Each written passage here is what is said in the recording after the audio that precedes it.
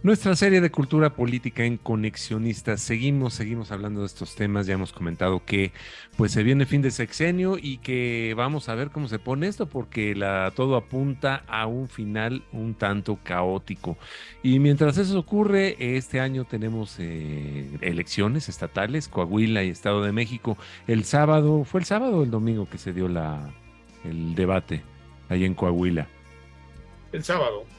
Fue el sábado, ¿verdad? Bueno, el sábado tuvimos un debate que estuvo un tanto curioso, por no decirle política aguacatera mexicana, pero bueno, Edgar, ¿cómo estás? Muy buenas tardes. Amigas, amigos de Conexionistas, bueno, ya lo dijiste bien, ¿no? Tenemos más elementos.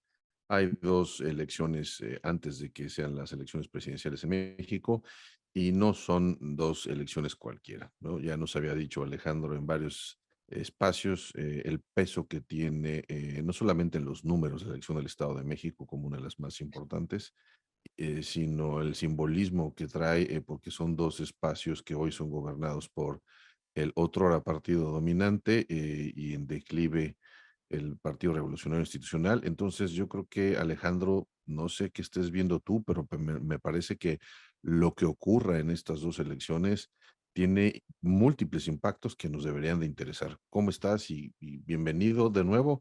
¿Qué es lo que ves, Alejandro, en esto? ¿Qué tal, Edgar? ¿Qué tal, Armando? Un saludo a las amigas y los amigos del auditorio. A ver, mira, yo a diferencia de algunos otros, no muchos, pero sí algunos otros, no creo que la elección del Estado de México sea el termómetro de la elección presidencial como reiteradamente y cada 6 años se lo escucho decir a muchas personas, o algunas personas. Pero Conocemos. sí creo que Ajá. en este caso, digo, y puedo citar datos de por qué el que gana Estado de México pierde la elección presidencial, ¿eh? Ahí les va, ahí está la historia y váyanse 3 para atrás y verán. Pero vamos, no es el tema en este momento, para mí. En este caso creo que el Estado de México es fundamental y Coahuila se vuelve más importante de lo que normalmente es, electoralmente hablando. Claro que es un estado muy importante, uno de los más grandes del país, porque son son los únicos espacios que le quedan al PRI. Creo Ajá. que lo Sí. importante de estas dos elecciones es ver si el PRI la va a librar, si va a sobrevivir, si se va a quedar sin gobernadores o con un solo gobernador, o va a conservar sus dos gubernaturas. Eh, Me parece que está muy complicado el escenario en el Estado de México para el PRI, para Alejandra del Moral, aunque la verdad es que la clase de candidata que el presidente López Obrador escogió porque la eligió el presidente López Obrador, a la maestra Delfina Gómez, que resulta que no es maestra, y no sé si se llama Delfina Gómez, pero bueno, Al eh, paso que vamos. al paso que vamos ya no sabemos, porque su tesis no es su tesis. eh, es una candidata sumamente frágil, con muchos asegúnes, con muchos cuestionamientos, con una historia de delincuencia electoral detrás de ella, importante, con todo el apoyo del aparato del gobierno federal, con todo el apoyo del presidente de la República, sí, y con toda esta ola morenista que viene arrasando en prácticamente todo el país. Pero es, yo me atrevería a decir, la candidato más vulnerable que Morena ha postulado desde que ganó la presidencia de la República. Deben estar muy confiados y puede que tengan razones para estar muy confiados en que aún con la vulnerabilidad de Delfina pueden ganar la elección. Para Morena sí es importante ganar el Estado de México. ¿Por qué? Porque con eso acaba de desfondar al PRI. No quiere decir que ganando el Estado de México se asegure 2024. Insisto, para mí el Estado de México no es el termómetro de lo que va a ocurrir el año siguiente. Esa es una leyenda urbana.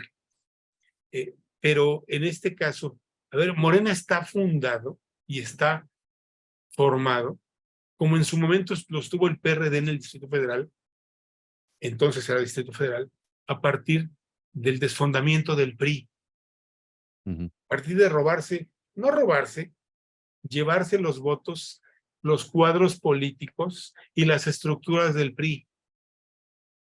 En términos de estructuras poderosas, la única que le queda al PRI es la del Estado de México.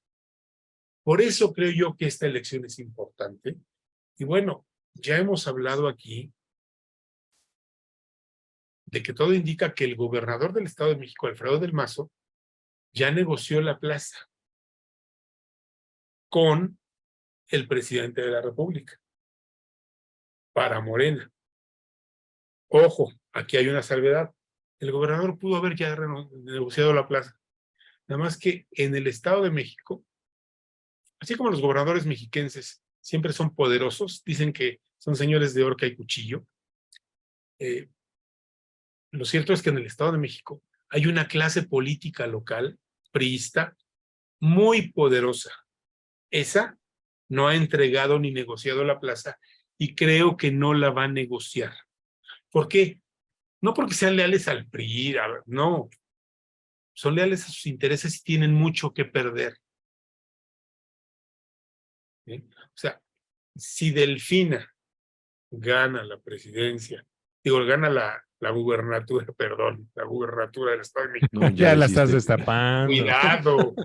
una Qué corcholata bárbaro. más. Tremendo, una corcholata más. A ver, si Delfina gana la gubernatura mexiquense, va a haber un corrimiento del poder político, del eje del poder político, del Estado de México, del Valle de Toluca, a la zona oriente, ¿eh? Delfina es del grupo de Texcoco, Chicoloapan, Chimalhuacán, Chicoloapan, Chimalhuacán, Ciudad Neza, de allá es Higinio, es de ese grupo. Hacia allá quiero ir, Alejandro. Yo creo que estas elecciones, lo que nos van a decir es una especie de pulso a los grupos políticos locales. Yo Así creo es. que aquí Creo que la importancia es esa. sí, yo creo que aquí lo más importante no va a ser, bueno, va a ser quién gana, pero qué ocurre después de que se gane. Porque si quien gane primera, no me imagino un escenario en donde alguien vaya a ganar con una diferencia de más de dos dígitos, digamos, No, más de no, 10%. No lo veo así. Yo creo que van a ser márgenes, digamos, ajustados. Y en ese sentido, a mí me parece que si quien sea el ganador, o sea, los grupos de poder locales que se queden insatisfechos, yo creo que tienen muchas cosas. No estoy pensando en un escenario complejo postelectoral necesariamente como los que vimos cuando éramos chicos, ¿no? Cuando éramos estudiantes todavía, sino más bien, como tú dices, un corrimiento, un ajuste de cuentas.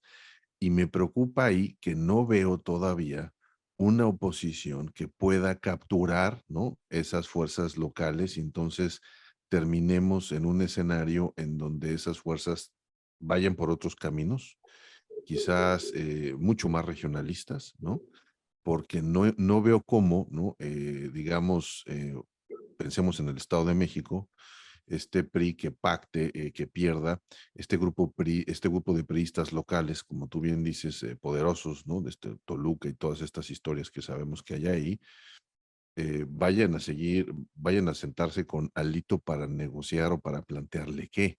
A mí me parece que eso puede marcar rupturas interesantes a nivel regional, en donde yo no sé si el membrete siga siendo suficiente, pero me llama mucho la atención, ¿no? Y sobre todo es lo que a mí me gustaría observar, ¿qué va a pasar después de un proceso electoral así? Porque como bien dices, ¿no? Esto es una lupa, una invitación para observar a las fuerzas locales. No sé cómo lo estén viendo ustedes dos. yo estoy de acuerdo, yo estoy completamente de acuerdo. Insisto, coincido con Edgar. La importancia de la elección del Estado de México es qué pasa con el PRI si pierden. Sí. O sea, qué pasa con los grupos priistas locales. No es cómo impacta la elección presidencial. Insisto, en mi opinión, y para muchos estaré equivocado, y seré hasta neófito, me lo pueden decir. La elección del Estado de México no es un termómetro de la elección presidencial. En este caso es muy importante porque es lo último que le queda al PRI Exacto. y porque hay grupos locales priistas que no van No de van la a mano soltar. del Mazo en su negociación con el presidente López Obrador y con Morena. Pues, Claro. van a apoyar a su candidata y su candidata está jugando con un discurso que me parece que es interesante. Yo no sé si Alejandra del Moral Reconciliación.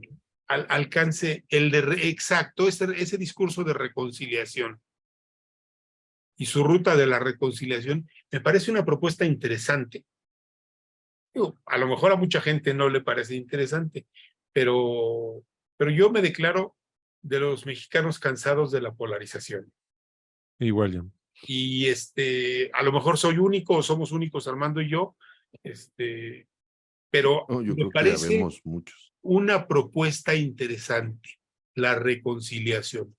Me queda claro que Alejandra del Moral va a dar la batalla hasta el último día.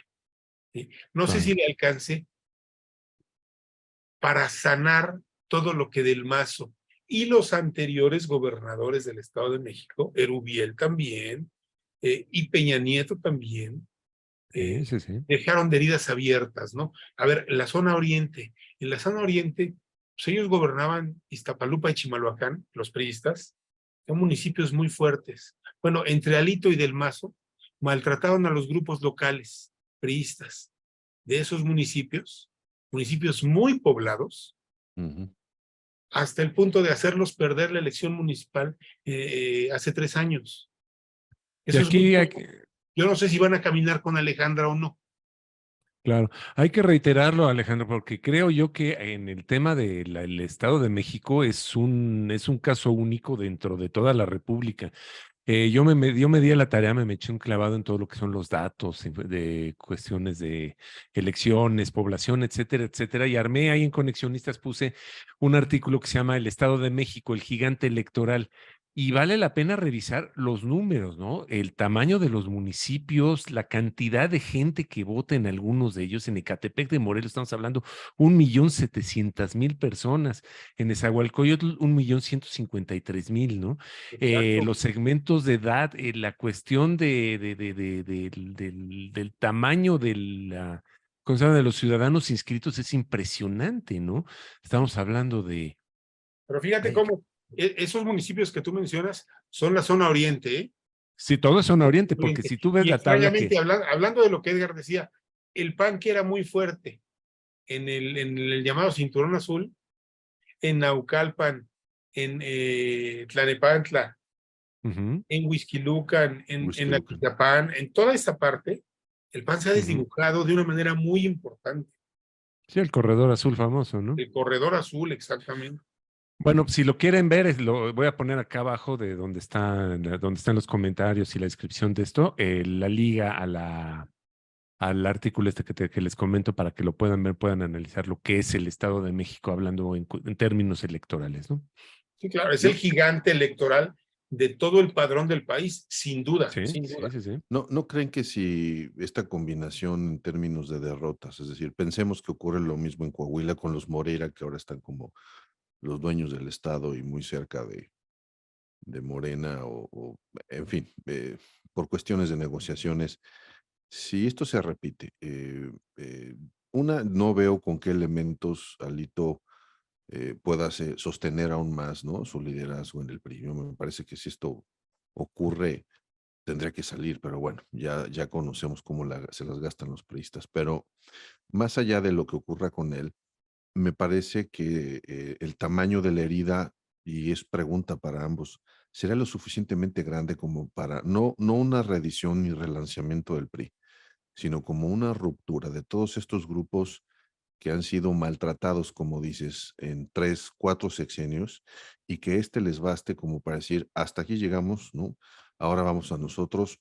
Yo veo dos opciones. Una, o se acercan a Movimiento Ciudadano, o tengan la posibilidad de, digamos, fundar otro partido, otro movimiento político, ¿no? Por supuesto, inconformes, ¿no? Todos estos, decir, en el sentido de que se dediquen a reconciliar todas estas heridas con todos aquellos, ¿no? A los que el PRI, y por qué no, también este PAN, ¿no? De Sí, Marco Cortés, ¿no? Han dejado insatisfechos. Entiendo que su apuesta no sería el 24, sino simple y sencillamente mantener esta inconformidad y entonces pensar en el relanzamiento de alguna fuerza política distinta. Esto es muy descabellado. ¿Cómo lo ven? Yo no lo veo descabellado, nada más te voy a decir una cosa. Veo muy complicado, no porque les falte fuerza, fuerza la tienen, es muy complicado que logren romper el pacto partidocrático Ok, cierto. desde fuera para poder armar un partido político nacional. Ujú. A ver, Y se quedaría en algo local, ¿no? ese control lo tienen los partidos políticos a través de sus diputados.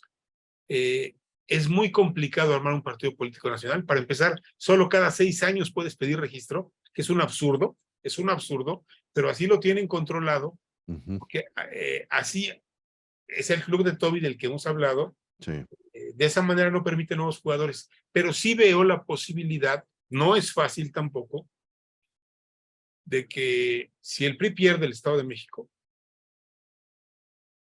haya una decisión dentro del PRI y se construya 1 o 2 partidos políticos estatales Ujú. con los inconformes, y ese ejemplo se reproduzca en otras entidades federativas, porque muchos grupos políticos locales, eso sí, pueden seguir el camino que les marquen los grupos políticos locales del Estado de México si pierden la elección a gobernador. O sea, a ver, yo les hablé de los de la zona oriente, que son particularmente los priistas del movimiento antorchista, ¿sí? Okay. Pero esos son un grupo nada más, con mucha fuerza en la zona oriente, que decidieron no mandar candidato ahora en los municipios donde son fuertes, porque dijeron, estamos cansados de que nos sacrifiquen.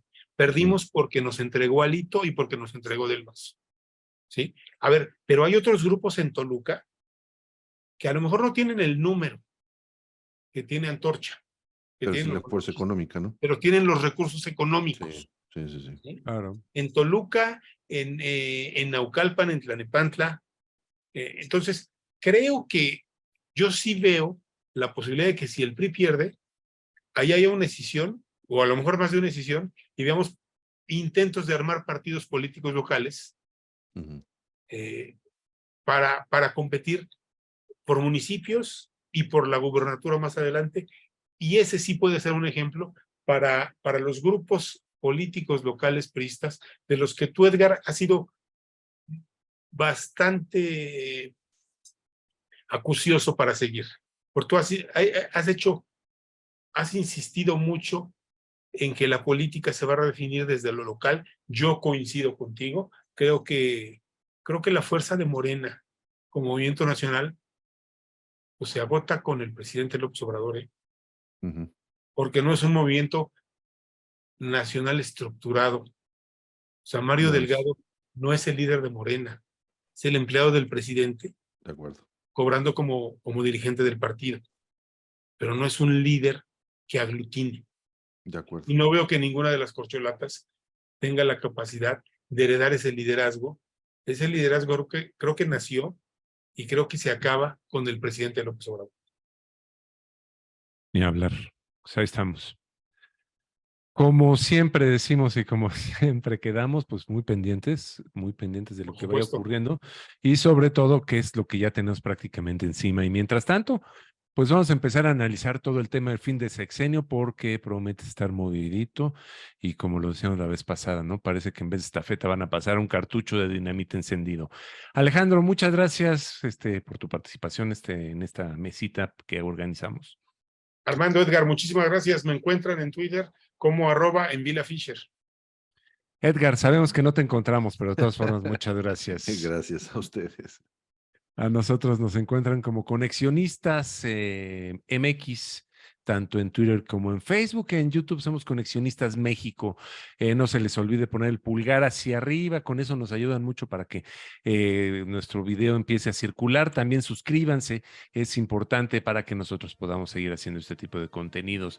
En Spotify nos encuentran como Conexionistas, ahí tenemos todas las grabaciones que hayamos hecho alguna vez desde hace 3 años. Bueno, pues ahí las pueden encontrar sin falta alguna. La música es de Alejandro Saborita, lo encuentran en YouTube, y el diseño es de Sofía Reynoso, a ella la encuentran en Facebook y en Twitter. Muchas gracias, nosotros somos Conexionistas.